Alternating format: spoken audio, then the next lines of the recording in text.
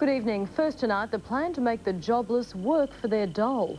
Prime Minister John Howard unveiled the radical scheme to try to deflect attention from the embarrassing Woods affair. But he was then caught out by news that police are investigating another government MP. National Party MP Michael Cobb is the latest parliamentarian to be investigated for alleged expense rorts. The Prime Minister says he was briefed last August. The Attorney General mentioned to me on one other occasion as well. There's a continuing police investigation. I understand Michael Cobb's denied the allegations. He, like Bob Woods, is entitled to a presumption of innocence. Mr Howard confirmed that Australian Federal Police had raided Mr Cobb's offices in Dubbo and Broken Hill. It comes on top of the scandal-facing Liberal Senator Bob Woods, who is facing a similar investigation. We've got here a do-nothing Prime Minister, it seems, on multiple fronts, who just lets these things blandly pass him by. It's a funny old code of conduct when you only act if you're flushed out, if you're caught. Senator Evans says he'd support greater accountability from politicians about how they spend their travel allowances. The government is in damage control mode, and in an attempt to get these allegations off the front page, today decided to announce a controversial scheme to force many young unemployed people to work for their dole. What I've got in mind is to pilot both voluntary and compulsory schemes in regional and rural areas of Australia. Mr Howard cited the example of a recent scheme where people were employed to meet and greet tourists in Sydney.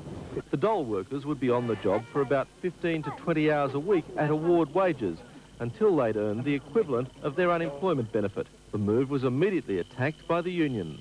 Well, we're opposed to working for the dole on the basis that John Howard is trying to blame the victims rather than looking for solutions. Paul Smith, 10 News. The man at the centre of the latest rorting allegations flew back to Sydney from overseas tonight. Michael Cobb confirmed he's being investigated, but said he wouldn't stand aside because he's done nothing wrong. Michael Cobb stepped off the plane from a trip to Papua New Guinea and straight into the spotlight over travel rorts. The stunned Nationals backbencher confirmed he is being investigated, but implied it's a witch hunt. As I say, politicians tend to be targets of cheap allegations and vexatious claims, and I'm confident that when this is wrapped up, I'll be fully cleared.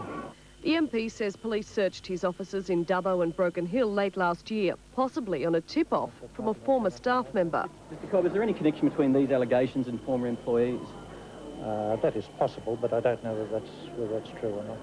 Former employees claim that they had to make excuses for you in family matters. Is that true? It's news to me. Mr Cobb says he hasn't spoken to the Prime Minister. However, he can expect a grilling over the affair when he faces Parliament tomorrow. But he seems undaunted, saying he intends to try and have this latest $2,000 trip to New Guinea funded by the taxpayers. It was a legitimate overseas trip, and if the Minister gives the thumbs up to it, I'll obviously be able to claim that out of an overseas trip entitlement. There's no question about that. Tracy Chamberlain, 10 News.